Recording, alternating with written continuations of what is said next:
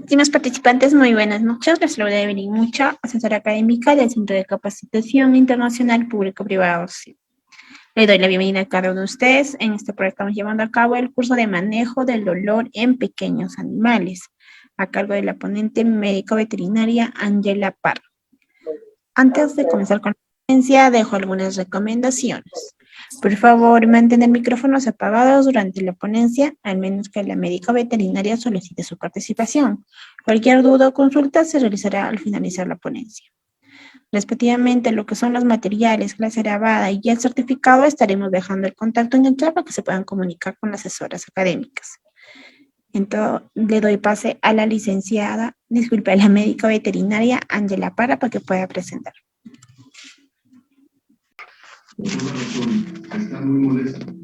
Hola, muy buenas noches. ¿Me confirman si me ven y me escuchan, por favor? Ok, entonces muy buenas noches para todos. La clase de hoy es sobre el manejo del dolor en caninos y felinos.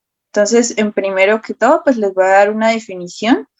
Luego vamos a hablar un poco sobre algunas partes donde más es susceptible la parte del dolor, la fisiopatología del dolor, y ahí sí iniciaremos con los medicamentos que ustedes pueden usar. Y a lo último les tengo una infusión que es muy buena para el dolor, y respectivamente pues pasamos a la parte de preguntas. Entonces, para iniciar es importante pues que ustedes tengan en cuenta que hay una triada en la parte del dolor en pequeños animales, tanto en caninos como en felinos. Entonces, esta triada se compone de miedo, estrés y dolor. Entonces, un paciente que tenga miedo, tenga estrés y tenga dolor, el paciente, no más con estos tres factores, ya sea cualquier patología que el paciente presente en el momento, un signo de estrés y de miedo nos puede generar dolor. Entonces, cada una de estas sensaciones depende de forma directa una a la otra, por lo cual indica que un animal es el que añade un acontecimiento doloroso y ameno al estrés, sentiría mucho dolor antes de con una intención mayor que un animal sin miedo. Entonces, esta rama pues está, o esta triada, se compone de estos tres factores principalmente. Así de pronto el paciente, digamos, con miedo, me explico de pronto el paciente que ha sufrido de pronto en anteriores condiciones de calle, que de pronto los propietarios lo golpeen o de pronto haya sido pues abandonado, y cuando llegue a nosotros, ese paciente con miedo va a generar dolor, el miedo genera dolor. Estrés de pronto por el ambiente, que los pacientes no salgan a la calle o que no les demos como tal el adecuado manejo respecto a la parte para liberar un poco de estrés, genera pues dolor. Y pues dolor se compone de estos otros dos, ya por algo, ya sea algo patológico o algo no patológico que el paciente de pronto esté presentando. Por otro lado, tenemos que en el dolor es más específico o es un poco más moderado en ciertas partes del organismo en conjunto con sus sistemas. Entonces, tenemos que la parte dentaria y la parte de la córnea son bastante sensibles a la hora pues, de doler. La densidad nerviosa y la pulpa alrededor es de 20 a 40% superior que la piel, un dolor un poco más avanzado. Bueno, y la parte de la córnea alrededor aún más produce entre 300 a 600 veces más dolor. En la parte dentaria, que puede generar un dolor, una muela carnicera, una gingivitis, más que todo en felinos que tienen de pronto enfermedades virales como la inmunosuficiencia felina y la leucemia felina, generan este tipo de pronto de alteraciones. Las muelas carniceras, una vez de pronto los propietarios no le hayan hecho una buena limpieza, ese sarro que hay a nivel de los incisivos caninos y molares se convierten en un cálculo dental. Entonces, a veces se deja avanzar mucho más y esas bacterias migran y colonizan la parte del nervio, generando pus y alteraciones en los dientes. Eso genera mucho más sensibilidad y dolor. Por ende, el paciente va a sentir estrés porque no va a consumir alimento y por ende va a generar dolor. En la parte de la córnea, específicamente la parte de un una úlcera corneal cada vez que de pronto los propietarios no se den cuenta y el paciente tenga una úlcera y ese abarca como tal el cristalino y el iris del ojo. Eso genera mucho dolor, irritación no más con la luz de los bombillos y ahora la luz solar aún genera mucho más dolor. Por otro lado, prolapso de la glándula de Harder, también eso genera dolor, resequedad también en el ojo. Entonces, son patologías que son pequeñas, pero generan mucho dolor y mucha sensibilidad. Y aparte, pues estrés y que de pronto ese estrés nos lleve a otras patologías en el paciente. Problemas de piel, persiste a través de receptores mecánicos o químicos que pueden ser intensos. La membrana serosa es muy sensible luego de finalizar de pronto cualquier finalización quirúrgica abdominal. Normalmente cuando los pacientes presentan problemas de piel, doy un ejemplo, de pronto la sarna sarcóptica o el Demodex, ellos siempre van a colonizar la parte del tejido seroso o la parte subcutánea de la piel, adheriéndose como tal a la queratina del pelo. Eso genera mucho prurito en los pacientes o de pronto que sean alérgicos a la pulga y a la garrapata, aparte que sea de pronto una alergia alimentaria o al ambiente que genera mucho prurito y estrés y esto nos va a llevar a generar dolor. ¿Por qué? Porque al momento de rascar se va a ver inflamación, irritación en la zona donde el paciente pues se vaya a generar este prurito. Por otro lado, luego de una intervención quirúrgica, ya sea por una VIH, un proceso patológico que es que necesita de pronto el paciente entrar a quirófano, de la finalización el paciente siempre va a quedar con un dolor abdominal o en la zona donde se incidió y eso pues me va a generar un dolor, no tan agudo como la parte anteriormente que les dije dentaria o de la córnea, que genera pues un dolor mucho más alto o superior que de pronto de la piel. Órganos parenquimatosos se considera en principal menos sensible que la piel, pero puede causar dolor, problemas patológicos en el cual pues aumente de tamaño. Normalmente de pronto en esta patología, en estos órganos se genera la patología de pronto de masas a nivel de estos órganos, me refiero a la parte del hígado, del páncreas, la parte del riñón, y pues estas masas o que haya de pronto un secuestro plaquetario, que de pronto me puede llegar a generar un dolor. No tan agudo, pero a medida que de pronto esta masa puede ser maligna o maligna, genera pues dolor. Órganos huecos suelen doler a causa de un estímulo mecánico, ya sea un cólico intestinal o cólico visceral.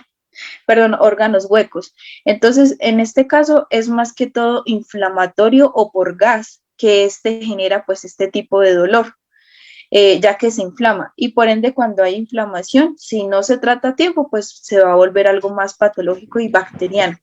Entonces es importante que lo tengan de pronto en cuenta.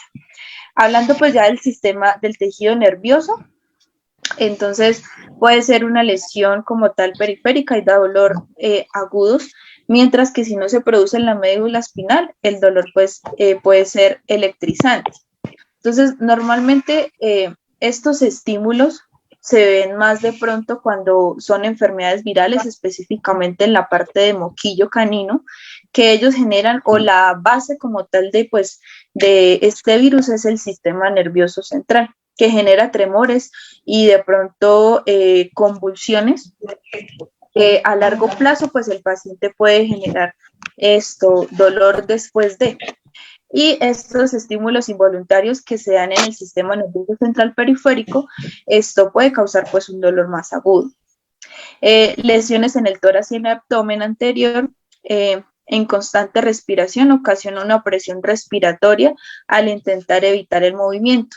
Más que todo esto se da cuando hay de pronto traumatologías por vehículos. Los caninos y felinos al momento del impacto pues chocan a la parte del tórax y el abdomen, ocasionándole pues dolor y de pronto que haya derrame pleural en la parte de la parte respiratoria y que el paciente como tal le cueste respirar. Entonces, nomás con el movimiento que él realiza de inspiración y expiración, eso genera mucho dolor y aparte genera otras complicaciones adversas. En la parte abdominal Puede ser que de pronto por un golpe el paciente tenga una hernia diafragmática, me refiero que toda la parte visceral se localiza en la parte del tórax y esto conduce de pronto hasta la muerte y puede generar aún mucho más dolor. La región perianal sensible de dolor, de pronto cuando hay una hernia perianal, inflamación de la glándula del olor, generan pues este tipo de dolor, aparte de pronto una masa maligna o no benigna que nos ocasione de pronto el tránsito gastrointestinal del paciente y esto produzca gas. Entonces el paciente así consuma alimento, tiene dolor a nivel abdominal y por ende tampoco puede defecar. Eso también nos va a generar un dolor excesivo. En la parte musculatura se encuentra con receptores mecánicos que corresponden a isquemias. La sensibilidad de este tejido no es muy elevada. Normalmente es por traumatologías, de pronto por que el paciente se haya peleado con otro, le haya mordido o se haya lacerado o presente úlceras a nivel de la piel o que el paciente por el mismo prurito se haya generado de pronto puntos de fuego. Eso también genera dolor, pero no tanto como los anteriores explicados. En la parte de articulación y los huesos son poco sensibles, se activan por inflamación o tumores o cuando hay necrosis. Normalmente los pacientes ya de mayor edad o los que son de pronto medianamente, que ya son pacientes senior, la parte de la artritis, de la artrosis o cuando hay una enfermedad osteoarticular como el osteosarcoma que ya es maligno, degrada mucho la parte de la glucosamina y condroitina de estos huesos y eso hace que sea un dolor aún mayor que los anteriores. Porque en el momento puede ser un dolor primario y luego puede ser ya secundario crónico. Entonces, los pacientes a largo plazo, estas patologías pues no pueden caminar, ya no tienen la misma rutina, se engordan un poco más. Entonces, estos déficits duelen mucho en los pacientes, les cuesta mucho caminar. Aparte, si de pronto el paciente por vejez tiene una estenosis de los discos intervertebrales o una hernia como tal discal, que es disminución del espacio intervertebral de estas vértebras, entonces al momento de ellos caminar, estos huesos van a rozar y generan pues dolor. O ya sería la parte de fracturas por traumatología en cualquier parte del hueso que generen a un dolor mayor o más agudo o crónico de lo que parece. Por otro lado, una imagen de pronto de las zonas que normalmente pues son un poco más sensibles o el dolor puede ser moderado. Entonces ahí se pintan de un color un poco más azul oscuro, que es una gran sensibilidad al dolor, la cual pues se ve en la zona de la cabeza, me refiero a la parte del sistema nervioso central completo, en la parte dentaria y ocular que les había comentado, que es un dolor mucho más agudo o de mayor gravedad, como en otra parte de los pacientes, de los órganos. A nivel del tórax por traumatologías, como les dije anteriormente, que generen de pronto un edema pulmonar, una hernia diafragmática que genere de pronto dolor en el tórax. Y a nivel de la respiración, pues se produce este dolor. Y a nivel del perineo, por una hernia perianal, supuración de pronto de la glándula del olor o una masa que me evite que el paciente de pronto defeque de manera adecuada o de pronto pues que pueda consumir alimento, pero sin embargo pues la motilidad de este va a ser nula. Entonces, nomás al momento de no defecar, esas son las 3 patologías que pueden causar dolor. Y aparte voy a incluir también pues la parte de las articulaciones que les había mencionado anteriormente y la parte de fracturas. Sensibilidad moderada al dolor se refiere a las zonas que son un poco más grisáceas, en este caso pues la columna vertebral. De pronto puede ser por una traqueitis o una estenosis traqueal, que el paciente esté tosiendo mucho y pues los discos los cartílagos de la tráquea generen inflamación, pues este puede ser un dolor moderado.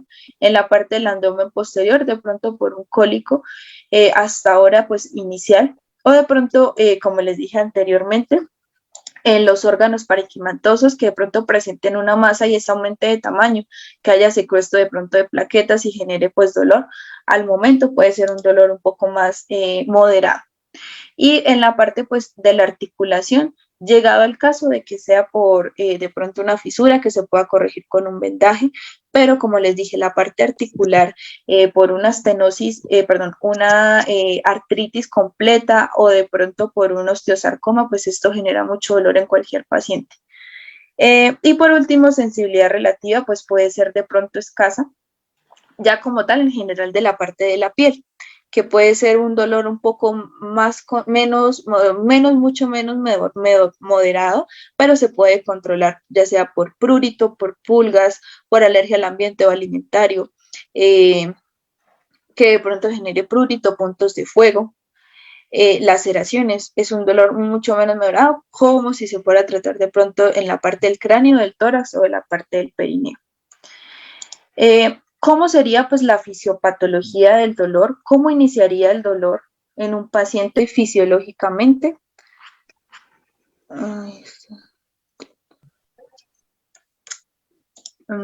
Espera, porque aquí me hace falta una diapositiva.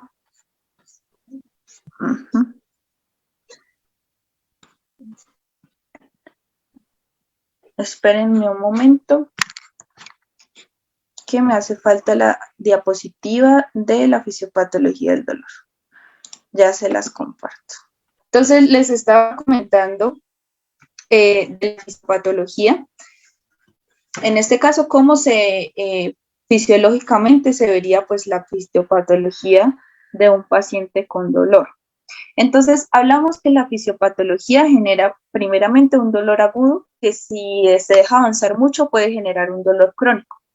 En este caso, hay una nocicepción, que generalmente es un proceso en la cual hay reconocimientos de señales sensoriales en el sistema nervioso central, que esto nos lleva a 3 fibras de señalizaciones o señales en el sistema nervioso central, que serían fibras AG, que son sensaciones de dolor agudo, que se pueden controlar, fibra C, que es sensaciones de dolor moderado, y fibras AB, que no son dolorosas, de pronto a un estímulo, de pronto me explico, panicular, que el paciente tenga reflejo o contracción de la piel, que de pronto no genere dolor, que al momento de un pellizco, para nosotros intervenir en el sistema nervioso central para evaluar sus 12 pares craneales, sea algo instantáneo, puede ser de esa manera. Pero entonces ya cuando es por traumatología, por un grado de estrés o de miedo, que el dolor haya avanzado ya agudo y luego se convierta luego a crónico, las fibras AG y C son las que se van a, como tal, a contraer en el sistema nervioso central por la nocicepción. Por otro lado, por los nociceptores periféricos en el sistema nervioso central, hay una sensibilización periférica en la cual va a haber una liberación de aminas vasoactivas, que esto genera que células inflamatorias y de tejido dañado en algunas ocasiones, y va a liberar en el lado de los neuropéptidos en unas terminaciones nerviosas, generando una respuesta de dolor una vez pues pasado cualquier tipo de patología. Entonces, todo este dolor agudo crónico siempre va a estar alerta en el sistema nervioso central. Si el dolor no se atiende a tiempo y luego de pasar agudo se convierte a crónico, el paciente va a producir, va a aumentar sus catecolaminas, produciendo inicialmente una taquicardia en el sistema, en la parte cardiorrespiratoria, incremento por ende del consumo de oxígeno por parte del miocardio, ya que va a haber una taquicardia, va a haber tanto aumento cardíaco, lo mismo respiratorio. Aumento de la irrigación de los vasos vitales, como la parte del corazón, el cerebro y los pulmones. Entonces, esto me lleva a generar un distrés, puede ser respiratorio y luego cardíaco, para el paciente que no se le controla a tiempo el dolor. Entonces, va a haber una contracción de los vasos sanguíneos periféricos y elevación como tal de la presión arterial. Llegado al caso de que ya el paciente presente estos síntomas, si no se controlan a tiempo, el paciente nos puede generar una hipovolemia y nos puede entrar en shock, ya sea séptico, bacteriano, o en el momento pues que el paciente llegue a urgencia. Entonces, así es que se ve como tal la fisiopatología del dolor, que básicamente se da en el sistema nervioso central. Y si no se atiende a tiempo un dolor, ya sea básico, agudo, y luego se convierte a crónico, nos puede llevar pues hasta la muerte del paciente si no se atiende a tiempo. Por otro lado, unas definiciones para que ustedes pues las tengan en cuenta. La algesia es una percepción fisiológica del dolor. Entonces, normalmente médicamente se pronunciaría de pronto de esta manera, que sería la parte de la algesia. Alogénico genera pues generador de dolor, ya sea por traumatología o algo fisiológico del paciente o inmunológico que esté presentando. Alodinia es una disminución del umbral del dolor, es decir, siempre se produce un comportamiento de dolor a causa pues de un estímulo que habitualmente no es nociceptivo, ya sea por contacto. En este caso, pues yo les había dicho específicamente de las fibras AB que no son dolorosas, sino son señalizaciones de respuesta a algo no doloroso. Entonces, eso se puede alucir como alodinia. Analgesia, falta de la sensación de dolor que estímulo fisiológicamente pues genera algún tipo de dolor. Cronificación es una ausencia de la sensibilidad, aumentando los receptores y engrosamientos de la neurona, especialmente en el sistema nervioso central, que produce alteraciones alteraciones permanentes y un aumento duradero de la percepción del dolor, neuroplasticidad e hiperalgesia secundaria o a dolores crónicos. La parte como tal del dolor, interpretación subjetiva de un estímulo nociceptivo, que anteriormente les expliqué, la fisiopatología, que produce pues sus fibras, generando pues dolor agudo crónico y que esto nos puede llevar de pronto hasta aumentando los signos vitales del paciente hasta la muerte. Hiperalgesia, aumento de la sensación de dolor con estímulos fisiológicos dolorosos. Este fenómeno se presenta cuando el nociceptor responde a un segundo estímulo con mayor intensidad de menor umbral. Ejemplo, la hiperalgesia puede ser primaria, que se produce como resultado directo de un efecto de mediadores de inflamación sobre los receptores de nocicepción en la región afectada. Y la hiperalgesia secundaria se presenta en una región no lesionada. Entonces, me explico. La parte primaria es un dolor directo al medio ambiente, ya sea por fracturas, por de pronto una úlcera a nivel ocular o a nivel externo, algo que el ambiente le haya causado ese tipo de dolor o ese tipo de herida al paciente. Ya secundario es algo patológico, me refiero, puede ser una masa, una traqueobronquitis, que genera ya luego, si se deja avanzar mucho, pues efectos secundarios en otros órganos internos. Hiperestesia, sí, aumento de la sensación de estímulos dolorosos e indoloros a causa de la disminución del valor umbral. Y la memoria del dolor es una hiperexcitabilidad crónica en la célula nerviosa, y aunque haya pues desaparecido, ella siempre pues de pronto va a generar dolor. Esta memoria del dolor en algunas ocasiones se genera, o la he visto mucho en pacientes que de pronto se han amputado algún miembro anterior o posterior. Ellos siguen de pronto pensando que tienen un miembro flotante. Y esto en algunas ocasiones genera pues dolor y el paciente piensa que aún pues tiene ese miembro. Entonces, eso es como un ejemplo de pronto claro que el paciente de pronto tiene una memoria del dolor por X o Y patología. Hay dos tipos de dolores específicos. En este caso, se evalúan en esta tabla. Puede ser un dolor somático o visceral. Entonces, un dolor somático puede ser un dolor superficial o un dolor profundo. En el superficial, pues se va a ver un dolor claro o oscuro. Me refiero a claro o oscuro en la parte de la piel. Algo que le esté generando alguna enfermedad de la piel crónica o no crónica, o ya pues por una intervención quirúrgica, hinchazón o contusión a nivel pues externo. Ya un dolor profundo pues ya ingresa como tal al tejido conectivo, a la parte muscular, a la parte de huesos y articulaciones del paciente. O por otro lado, pues por contracciones musculares, por fracturas o distorsiones del mismo hueso o la misma anatomía que está normal, pues se vuelve patológica. Ya hablamos de un dolor visceral, entonces este dolor visceral pues ya compete al intestino delgado y grueso, en conjunto pues con sus órganos adyacentes, entonces ya puede generar pues cólicos, úlceras a nivel estomacal y inflamaciones de pronto por el mismo cólico o no. Entonces, estos son los dos tipos de dolor que se pueden presentar, tanto somáticos o viscerales. ¿Cómo conocemos nosotros o cómo sabemos de pronto que nuestro paciente tiene dolor? Físicamente, que nos llegue a consulta, ellos de pronto tienen un tipo de actitudes que nos hacen pensar que de pronto hay algo patológico o que nos están queriendo pues decir algo. Entonces, comportamiento reflejo, el paciente normalmente no se deja tocar, se tiende muy agresivo por su temperamento, en el cual en la parte que vayamos a tocar se torna pues demasiado agresivo, no se deja tocar la zona. Por otro lado, hay algunos pacientes que luego pues de tocar la zona afectada empiezan con vocalizaciones, gritos de alerta que nos dice como que, oye, me está doliendo, no me toques tan fuerte, o de pronto ten más cuidado. Ingesta de comida o agua. Puede ser que el paciente no haya consumido ni agua ni comida en 2 o 3 días por alguna dolor que presente el paciente, o también puede ser estrés o de pronto miedo. Como les dije, este triángulo se ve mucho.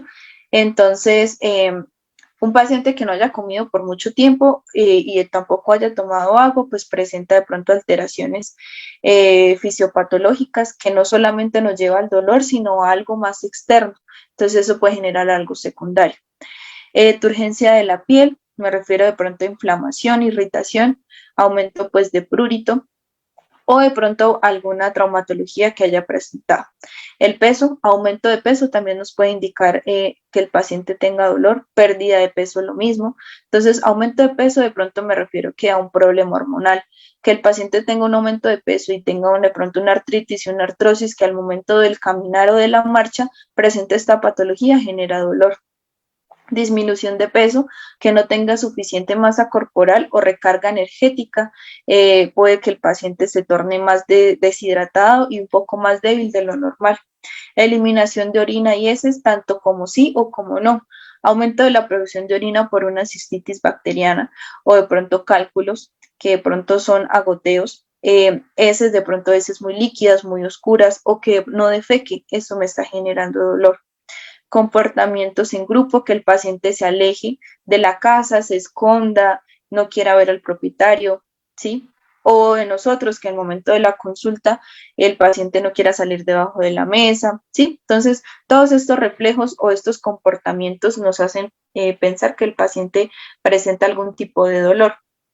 Lo otro es que el paciente también puede ser que la parte de la piel o del pelo se torne muy erizados en la zona donde de pronto más les duele.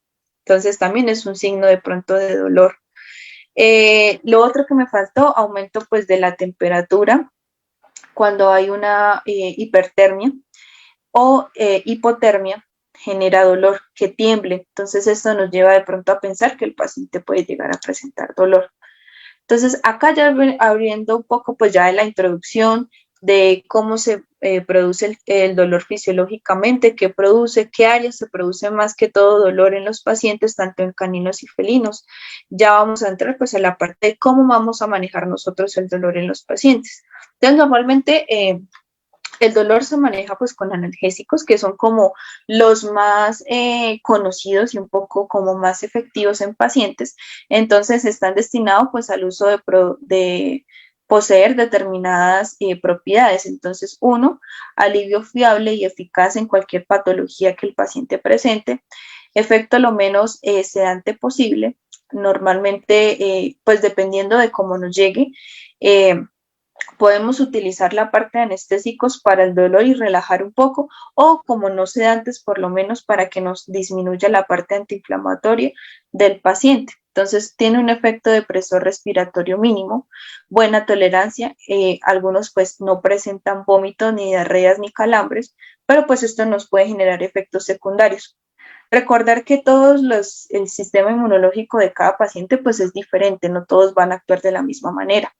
Posibilidad de administración oral, el tratamiento, pronto pues sin sabor, buena tolerancia gástrica. Recordar pues que la parte de los AINES siempre nos va a irritar o la parte del manejo del dolor, siempre nos va a irritar la mucosa gástrica. Entonces es importante proteger la mucosa por la misma.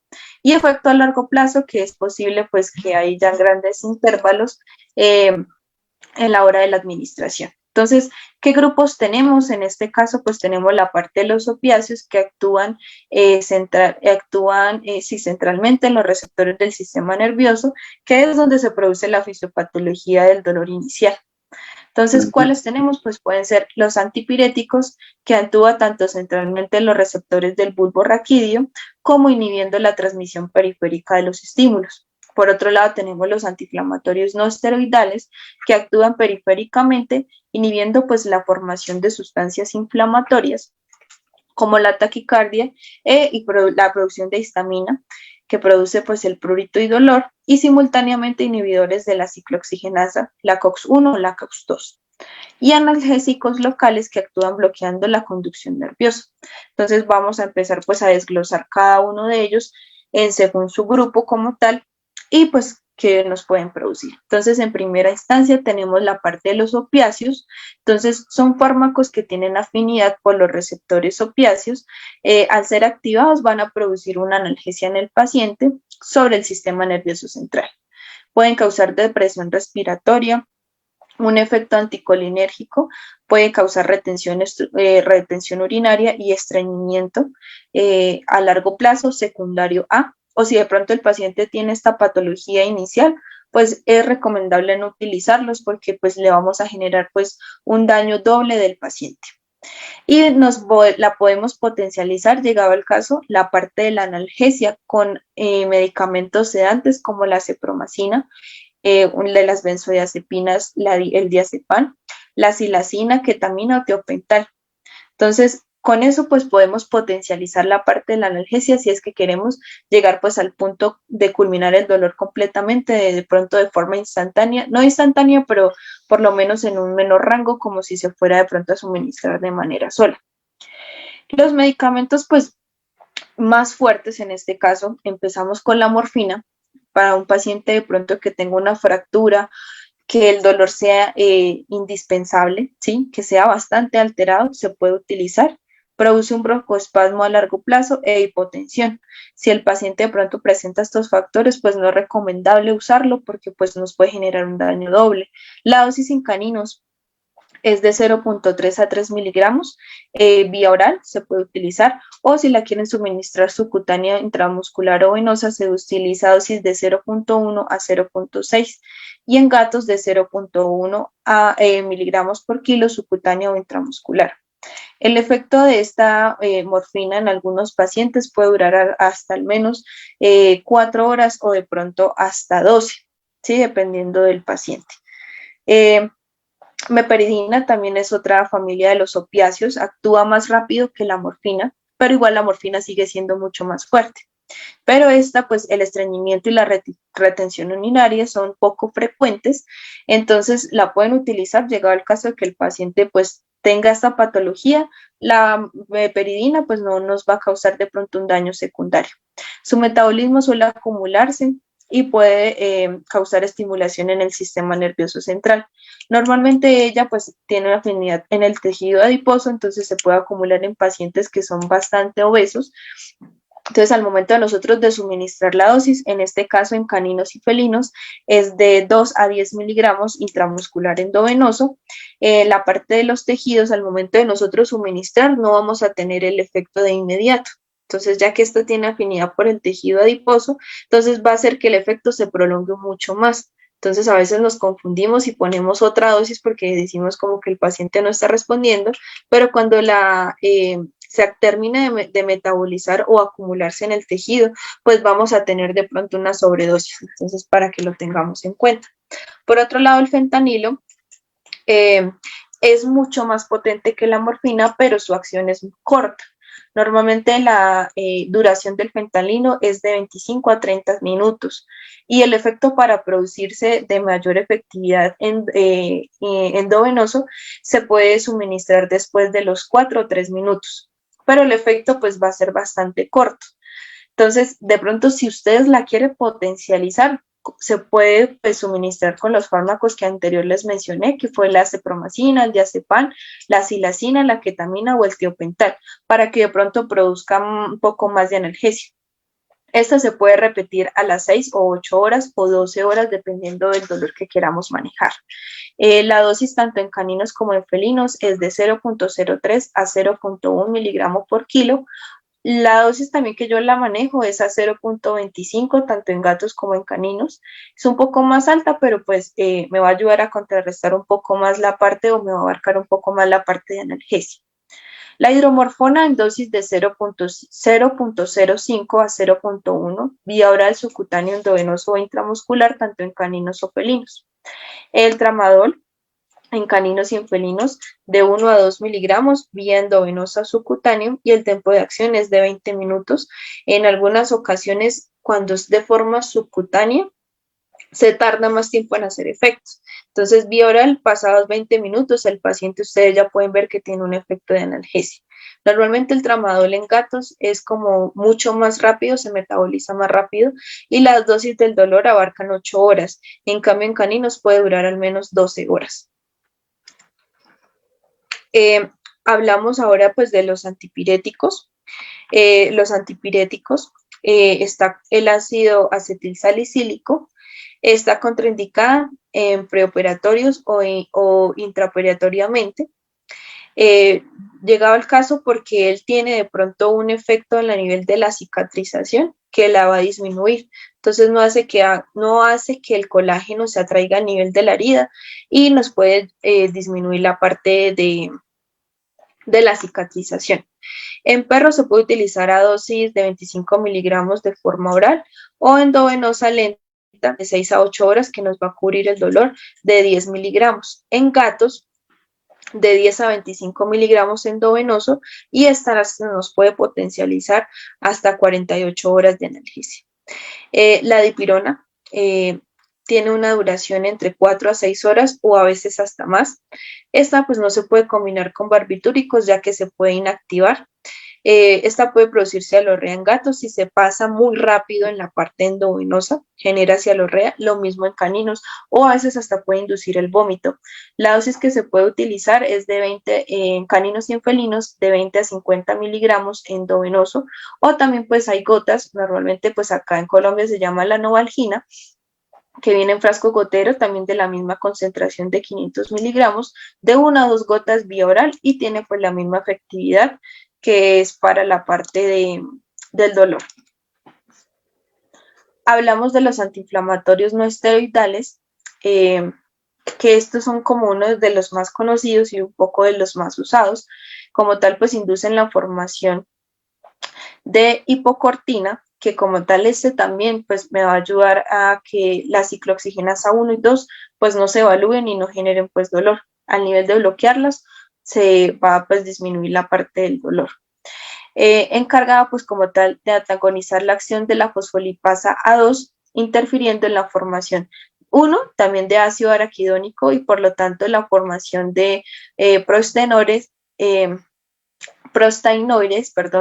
que interfieren con la síntesis del factor activador plaquetario y estabilidad de la membrana de mastocitos, disminuyendo la liberación de histamina.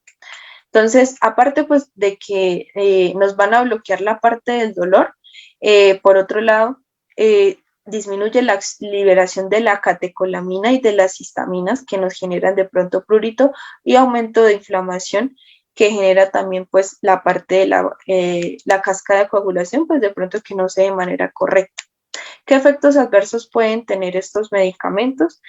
Alcalosis con hipopotasemia, adicional con glaucoma, cataratas, hipertensión, hiperglicemia, gastritis, miopía y disminución de la cicatrización.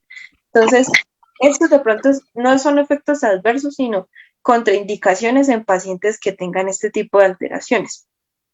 ¿Por qué? Porque pues vamos a causar un daño agudo o doble al que el paciente tenga. En este caso de los antiinflamatorios no esteroidales hablamos de los glucocorticoides. ¿Cuáles tenemos? La betametasona en caninos y en felinos se utiliza a dosis de 0.1 a 0,2 miligramos endovenoso. Su efectividad es de 12 a 24 horas y tiene máximo para nosotros utilizarla en el organismo 5 días. La dexametasona en caninos y felinos es si se usa en dosis antiinflamatoria, la podemos utilizar a 0.125 o a 1 miligramo vía oral cada 24 horas, pero cuando el paciente de pronto está en un shock séptico, se puede utilizar en dosis de 2 a 6 horas cada 24 horas también. La transilolona es un corticoide bastante muy bueno en caninos y felinos como antiinflamatorio. Se puede utilizar en dosis de 0.11 a 0.22 endovenoso. Nos puede cubrir entre 12 a 24 horas.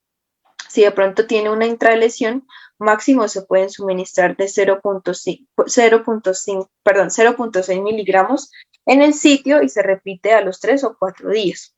Normalmente, pues esta transinolona yo en que la recomiendo o en que la he usado cuando los pacientes tienen otohematoma inicial, que de pronto no puede ser quirúrgico, entonces hasta ahora está iniciando, se puede drenar un poco la parte de este otohematoma y se infiltra la cantidad de 0,6 miligramos, no pasar de esta, se deja esta infiltración y el paciente va a mejorar casi un 80% tras día, pero pues se puede repetir la dosis en 3 o 4 días, ha funcionado muy bien y genera y alivia mucho dolor, que el paciente al momento de no sacudir la cabeza no se vaya a llenar un poco más el oído. La prednisolona en caninos y felinos, esa pues sí se usa a dosis orales de 1 a 2 miligramos y nos va a cubrir cada 12 o 24 horas. Lo que les recomiendo con los glucocorticoides en general, los 4 mencionados, si de pronto el paciente está estable y no presenta de pronto alguna patología de efectos adversos, si se prolonga más de pronto de la betametasona, la dexametasona y la triancilolona, de pronto más de 8 días o más de 7 días, nos pueden llegar a generar esta patología, ¿sí? Que puede ser de pronto hipertensión, gastritis, si de pronto queremos cerrar una herida nos va a disminuir la parte de la cicatrización. La prednisolona se puede hacer una curva para el dolor para no generar problemas renales a futuro del paciente. Normalmente esta es la que más, pues de pronto enviamos, pero la que más causa daño si de pronto no hacemos una curva correcta. La curva que yo manejo es de 10 días, en la cual pues los primeros 3 días la dosis pues va a ser alta, los otros 3 días siguientes la mitad de la dosis inicial y los otros 4 días manejo la misma dosis, la mitad de la dosis, pero no cada 24, sino cada 48 horas, para no generar de pronto alteraciones en los pacientes. Otra familia de los antiinflamatorios no esteroidales tenemos el carprofeno, que se pueden utilizar en enfermedades o en dolores agudos o crónicos, como la artritis en perros de 2.2 miligramos subcutánea, intramuscular o endovenoso, cada 12 horas, o si la quieren manejar 24 horas, doblamos la dosis, que es 4.4 miligramos, en gatos a 4 miligramos cada 24 horas, de 3 a 4 días máximo. El fluoximegumina se utiliza pues de pronto en episodios de shock o septicemias o también con con hipertermia. Por otro lado, por esas negras, por otra patología, a dosis de 0.1 a 1 en caninos de intramuscular endovenoso subcutáneo durante 3 días o en felinos de 0.125 a 0.25 miligramos cada 24 horas. El ketoprofeno, intervenciones de pronto postquirúrgicas ortopédicas por fracturas o dolores agudos crónicos pueden causar de pronto nefrotoxicidad. En varios artículos, y pues no me ha pasado, pero sí de pronto han tenido alguna reacción los felinos. Entonces, de pronto está contraindicada por lo mismo porque genera de pronto una nefrotoxicidad a nivel renal o intoxicación en felinos. Entonces, por eso se usa mejor el carprofeno que el ketoprofeno en felinos. El dolor, para dolor agudo, de 1 a 2 miligramos, subcutáneo, intramuscular o endovenoso, o para dolores crónicos de 0.5 a 1 miligramos por 3 días máximo cada 24 horas. El meloxicam, cualquier tipo de dolor, él nos va a cubrir cualquier tipo de dolor, ya que inhibe la ciclooxigenasa 1 y 2, y aparte pues la mayoría cumple pues con todas las A, me refiero que es antiinflamatorio, antipirético y analgésico, entonces nos va a cubrir las 3A en la parte del sistema nervioso central de cualquier tipo de dolor. Entonces, en perros de 1.1 miligramos intramuscular, endovenoso intramuscular cada 24 horas, o en gatos de 1 miligramo por kilo. Si es un dolor bastante ya crónico, el segundo día se puede disminuir la dosis en felinos 0.5 miligramos cada 24 horas. Ya les había hablado de la dipirona. La dipirona, no mentiras, la dipirona. Sí, en la parte de los antipiréticos les había mencionado la dipirona. Normalmente ella se puede utilizar como dosis analgésica y dosis antipirética, pero como tal ella no produce un efecto antiinflamatorio, solo analgésico. Entonces, para que lo tengamos en cuenta. En perros y en gatos de 28 miligramos intravenoso, cuando es dosis para aumento de temperaturas, hipertermia, si la queremos utilizar a dosis analgésica de 20 a 12 miligramos, y tanto en caninos como en felinos, y la podemos suministrar de 8 a 12 horas. Es importante que tengan en cuenta que la parte de, si se utiliza más de 3, máximo 4 días, estos antiinflamatorios no esteroidales nos pueden causar de pronto un efecto irreversible de gastritis crónica o aguda en cualquier paciente, o que produzca vómito, o a largo plazo disminución de plaquetaria y del cuadro hemático del paciente, del hematocrito y de la parte plaquetaria. Por otro lado, tenemos los antiespasmódicos y anticolinérgicos. Son útiles pues para el tratamiento como tal, causados de pronto por el sistema nervioso, el sistema digestivo, por de pronto estreñimiento, algún cólico, retención urinaria, disminución de las secreciones, alteraciones de la visión, y por otro lado algo genitourinario. Los efectos adversos no se pueden suministrar en pacientes que tengan glaucoma o procesos en el ojo seco, glándula de Harder, como le dije anteriormente,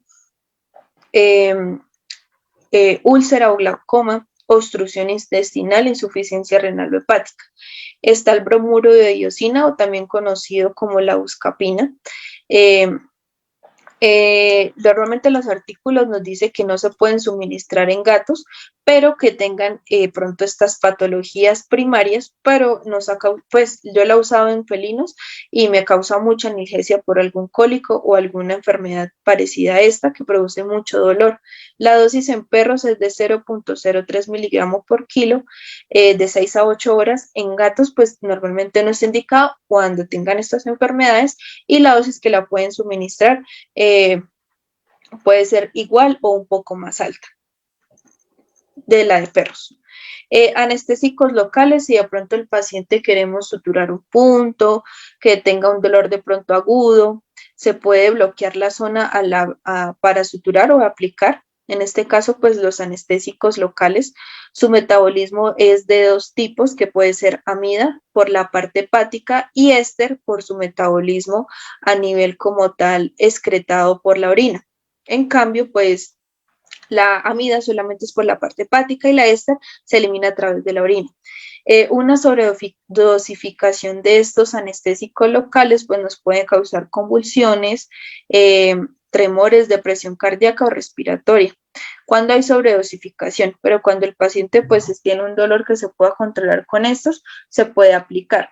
Existen varias formas, formas de aplicar, ya puede ser tópica, puede ser local, conductiva, epidural, raquídea o endovenosa, que se pueden utilizar estos anestésicos. ¿Cuáles son los más indicados o comerciales? La lidocaína, endovenoso no sobrepasar de 5 miligramos. Normalmente pues ella nos va a hacer una disminución de la parte cardíaca, entonces tener en cuenta eso en pacientes de pronto que son cardíacos, tenerlo muy en cuenta, o que tienen una disminución o una arritmia constante, de pronto no suministrarla, o suministrar una dosis la mitad de la mitad en cualquier cosa, llega al caso que el dolor sea muy severo. Las dosis que se pueden utilizar es menor a 5 gramos, normalmente ella viene de una concentración de 0.5 a 0.5 a 1%. Es importante que alguna lidocaína pues viene con epinefrina para potencializar la analgesia. En este caso pues es como tal evitar de pronto las zonas de almohadillas, pabellón auricular, vagina o la parte peneal, ya que a largo plazo, me refiero después de unas horas o después de unos días, genera necrosis en la parte de aplicación de estos anestésicos. La bupivacaína, la infiltración máxima es de 0.5 a 1 miligramo, se puede utilizar de forma epidural a 2 miligramos, produce un efecto un poco más largo que la lidocaína con epinefrina, de 3 a 4 horas. Normalmente la lidocaína sola solo abarca entre 90 a 180 minutos, con epinefrina a veces nos puede durar un poquito, 1 hora o 2 horas más, pero la bupivacaína pues tiene un efecto más alterno. Si esta bupivacaína tiene epinefrina, pues obviamente se va a potencializar la analgesia, puede durar hasta 5 horas. Cuando hay de pronto en el abdomen inferior lo queremos utilizar, se puede utilizar a dosis de 5 a 7.5 miligramos o en abdomen superior de 7.5 a 12 miligramos y puede durar pues estas horas. Y por último, pues les quería socializar una infusión que yo realizo cuando de pronto el dolor es tan alto.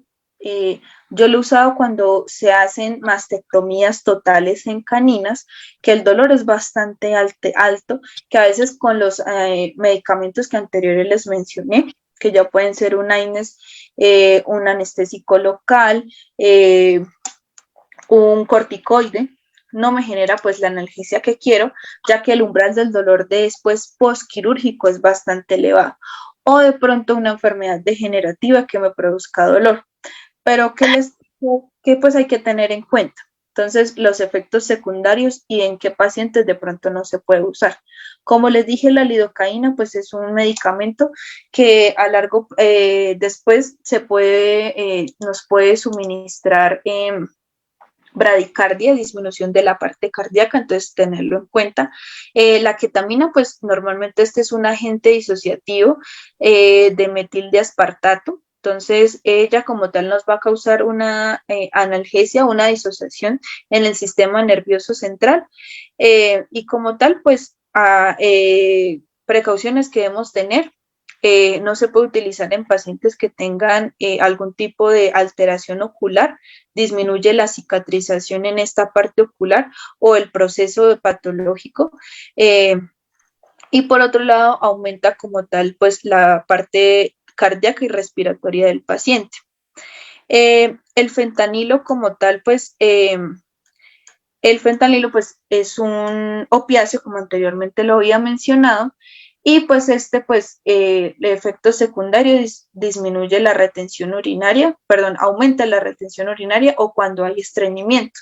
Entonces, si el paciente de pronto tiene esas patologías, pues no lo podemos usar. Pero llegado al caso que el dolor sea intenso, por alguna masa, retiro de una parte quirúrgica, traumatología, se puede utilizar. Entonces, acá les tengo una infusión. Entonces, normalmente en la parte inductoria de la lidocaína se usa dosis de 2 miligramos y infusión ya como tal para suministrar de manera completa en la parte de la vía a 30 miligramos.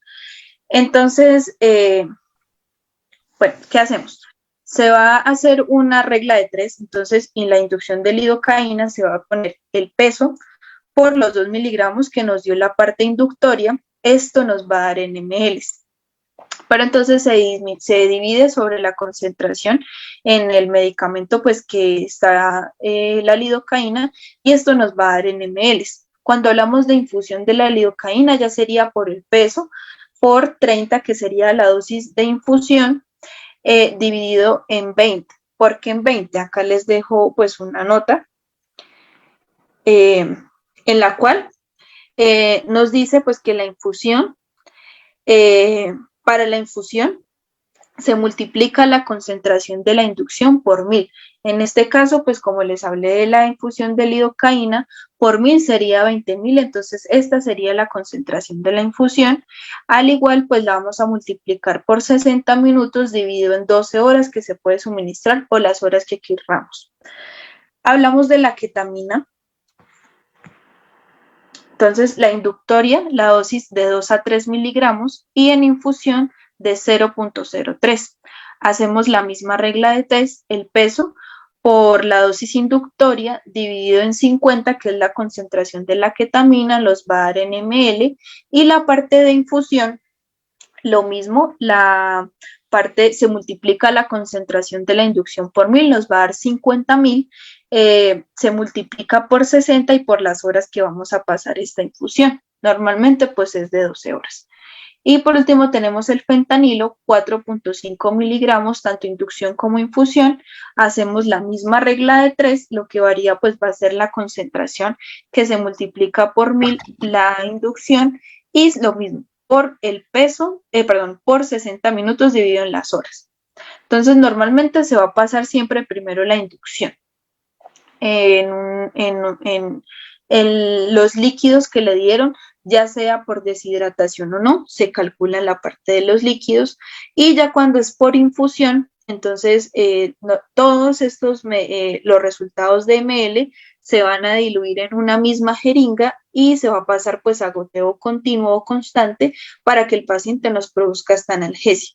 Normalmente pues nos va pues a casi a dar una analgesia de 24 horas y se repite a las 12 horas, pero nos puede causar una analgesia con eso dependiendo de la medicación que el paciente haya tenido a nivel anestésico, porque hay algunos anestésicos que si se combinan pues nos va a potencializar la analgesia.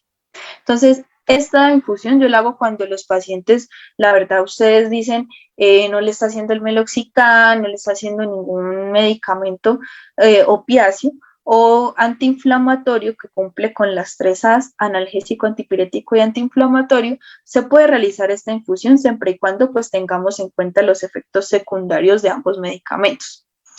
Y por último, una tabla que también nos va a indicar dolor y cuando el paciente de pronto puede entrar en shock.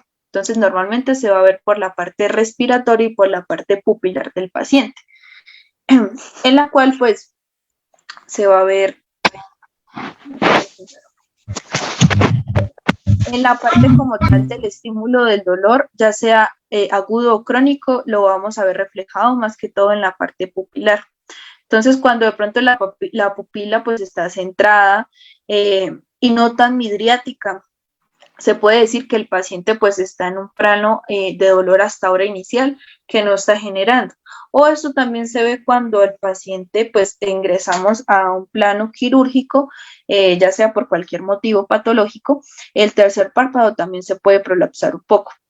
Cuando la pupila ya está más dilatada de lo normal, como se ve en el último gráfico, es que el paciente no está respirando de manera adecuada y el dolor ha aumentado. Y aparte el tercer párpado no se prolapsa casi, pero la pupila sí está muy dilatada. Cuando hay un prolapso bastante alto del tercer párpado y la parte midriática nos indica que el paciente de pronto sí puede estar generando dolor, o aparte pues que esté en un plano anestésico ideal. Eso era lo que les quería compartir en la clase de hoy. Entonces ahora pues vamos a pasar a la sesión de preguntas. Si alguno tiene una duda o inquietud o de pronto quiere comentar un caso, con mucho gusto pues lo vamos a escuchar.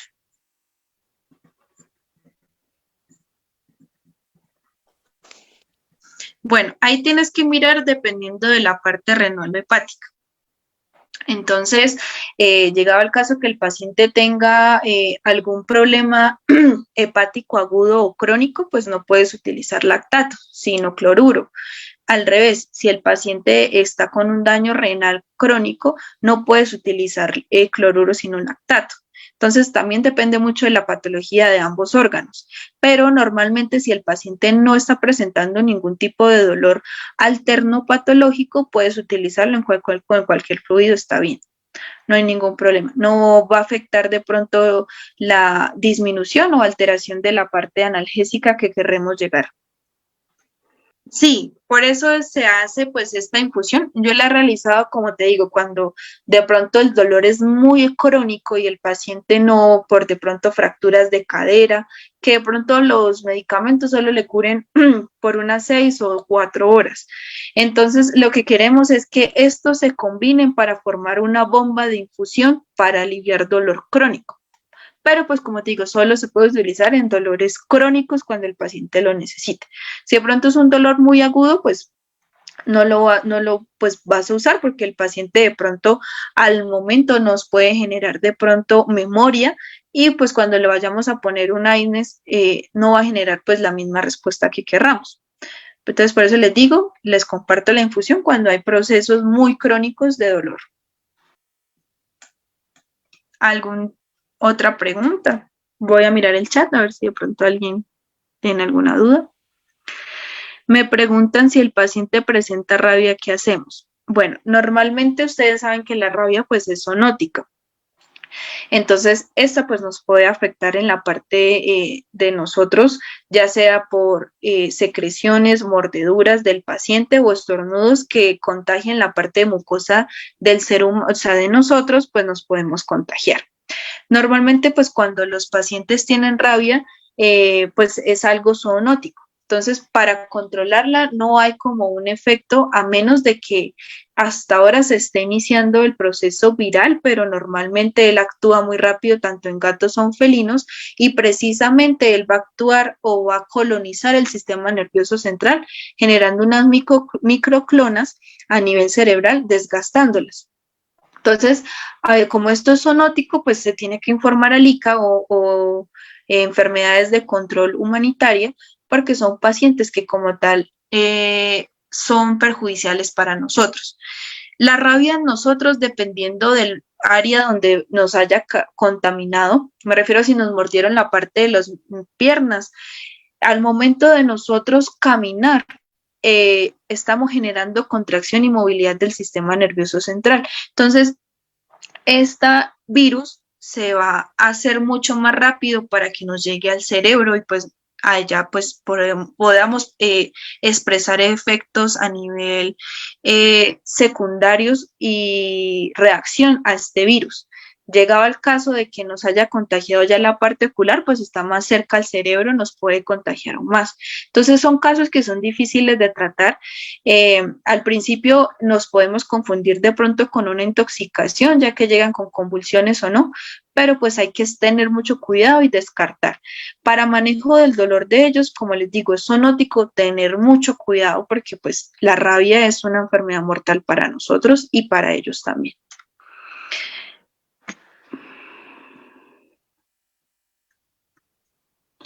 En caso de sobredosis de medicamentos, ¿qué abordaje se hace? Pues dependiendo de qué tipo de medicamentos uses. Normalmente los que tienen reversión de los medicamentos son anestésicos, me refiero a las benzodiazepinas como el midazolam, solazepam y el soletil. Eh, Se pueden tratar con naloxona, la ketamina con la yohimbina. Son medicamentos pues que tienen efectos reversibles, pero cuando otro medicamento causa sobredosis, los dos órganos principales que se van a afectar van a ser la parte hepática renal, ¿sí?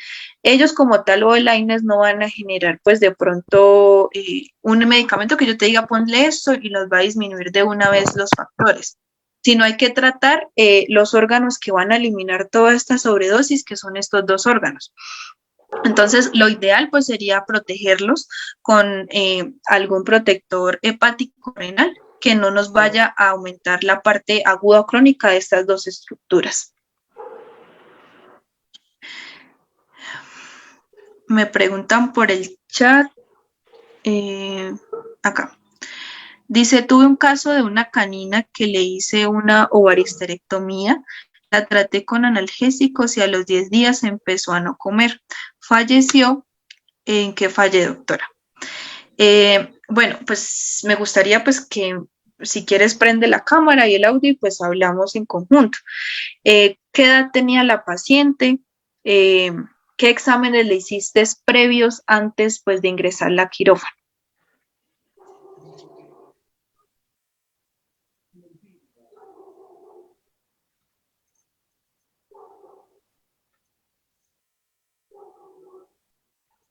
De igual manera, la idea, pues no te voy a juzgar porque pues es algo que a cualquiera nos puede pasar. No todos nos vamos a saber pues todo, pero pues la idea pues es también que de pronto si fallamos en algo, pues no volverlo pues hacer, ¿no? Es lo ideal.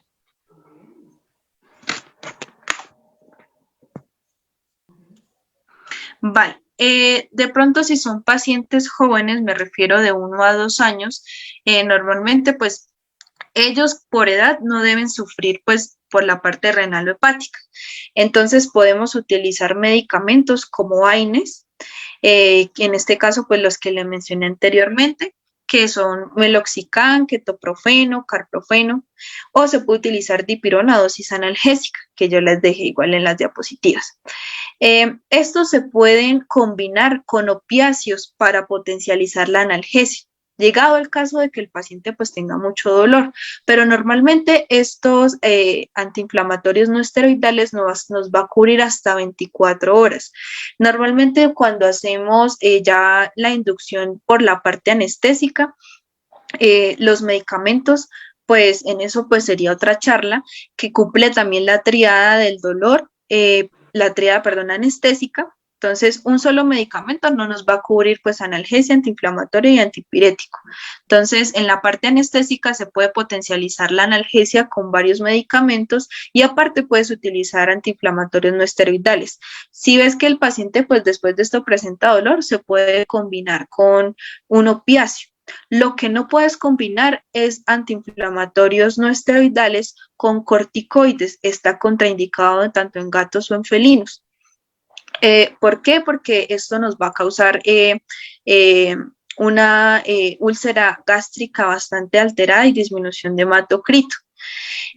Si son pacientes ya geriátricos mayores que de pronto presenten alguna falla renal o hepática, pero necesitamos controlar el dolor después de la cirugía, castración o histerectomía, puedes utilizar dipirona o iosina a dosis analgésica en conjunto con tramadol, que esto pues no me va a alterar la parte, o sea, se van a eliminar, pero no me va a causar pues un dolor crónico o un efecto patológico en estos dos órganos.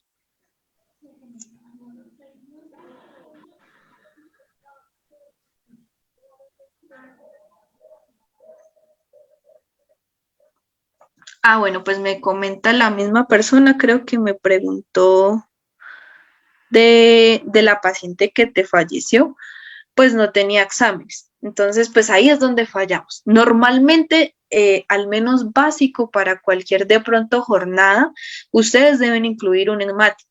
¿Por qué? Porque es el que nos va a indicar cómo están los glóbulos rojos, me refiero a hematoclito, hemoglobina y parte plaquetaria, en conjunto con los glóbulos blancos, que es para mirar si hay inflamación, infección o un proceso viral. Entonces, puede ser que los pacientes tengan de base alguna enfermedad, Ehrlichia, anaplasma, tenga un dolor agudo crónico y que al momento nosotros de suministrarle cualquier medicamento anestésico o postquirúrgico por analgesia, podemos estar haciendo un daño al doble. Entonces, puede ser que de pronto ese paciente tenga además una Ehrlichia y anaplasma que se disminuye en la parte del hematocrito y plaquetario. Al momento de suministrar esto, pues vamos a causar un daño doble. Entonces, sería bueno que al menos con un hemático pues nos guiemos. Ya si el paciente tiene esta patología, lo ideal sería tratarla antes de ingresarlo a quirófano y después tratar el dolor dependiendo de la misma. A veces pues nosotros hacemos todo el procedimiento bien, pero postquirúrgico los pacientes pueden fallecer por lo mismo, no porque hayamos fallado nosotros, sino porque de pronto no le tomamos un examen que de pronto puede ser básico, que de pronto nos indique que el paciente en sí tenga algo agudo o patológico secundario o primario. ¿Qué otra pregunta tienen acá? ¿El uso de la gabapentina de control agudo es recomendable? Sí. La gabapentina la uso también mucho, me faltó agregarla ahí, gracias por pues compartir tu aporte. La uso más que todo cuando son procesos de estenosis o caudaquina a nivel vertebral, que a veces el dolor es tan fuerte que el paciente al momento pues de caminar, la estenosis como tal o el espacio intervertebral no es tan no es muy estrecho, entonces se unen, entonces al momento de caminar generan este tipo de roce de las vértebras y eso genera mucho dolor. La gabapentina la puedes utilizar a dosis de 0,5 a 1 miligramo, tanto en caninos o en felinos. La puedes combinar de pronto con anestésicos no esteroidales o con opiáceos, se pueden combinar. Lo que tienes que ver son los efectos secundarios de la gabapentina. Normalmente puede producir mucha somnolencia. Los pacientes pueden ser que estén muy adormecidos y la gente piensa que de pronto es una droga porque el paciente todo el tiempo está durmiendo, entonces hay que ver la reacción de la gabapentina en los pacientes. Otros producen mucho vómito por lo mismo, entonces hay que ajustar la dosis a medida que ellos pues vayan utilizando. La gabapentina se puede utilizar hasta por 20 días o el mes. Puedes tomar un descanso por lo menos de un mes y luego volverla a usar. ¿Sí? Y cuidar mucho la parte renal y hepática. Se usa mucho entonces en estas de pronto enfermedades que ya son crónicas o de pronto cuando hay una artritis o artrosis, también es recomendable pues para el dolor, es muy recomendable, la recomiendo, pero siempre y cuando pues ajustar la dosis. Entonces, la primera semana la puedes utilizar cada 48 horas, mirar el efecto. Si la dosis es muy alta, pues disminuirla, o si de pronto no causa efecto, aumentarla un poco, pero siempre mirar los efectos secundarios.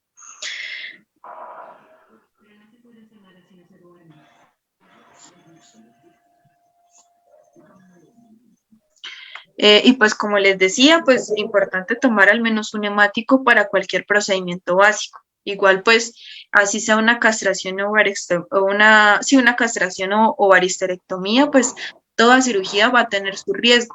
Y más si el paciente de pronto esté enfermo, entonces por lo menos mirar o hacerle un chequeito antes de, así sea una jornada que los propietarios de pronto no tengan dinero, al menos un hemático, para evitarse pues problemas y cuidarnos en salud como médicos veterinarios. Sí, la puedes utilizar. Como les dije, la lidocaína no se puede utilizar con epinefrina en estas zonas porque producen necrosis de piel. La puedes hacer infiltraciones solas, o sea, la lidocaína sola, ya sea al 0,5% o al 1%. Máxima dosis que puedes infiltrar en piel o en la parte donde vayas a incidir, no pasar de 5 miligramos.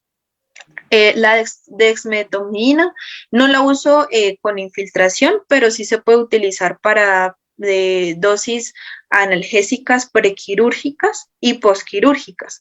Nos puede pues llegar a causar una analgesia de por lo menos de 45 a 1 hora, posquirúrgica o durante la parte de anestesia.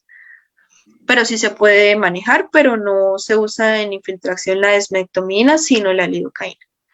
Y nos va a causar un efecto de 90 a 180 minutos la analgesia.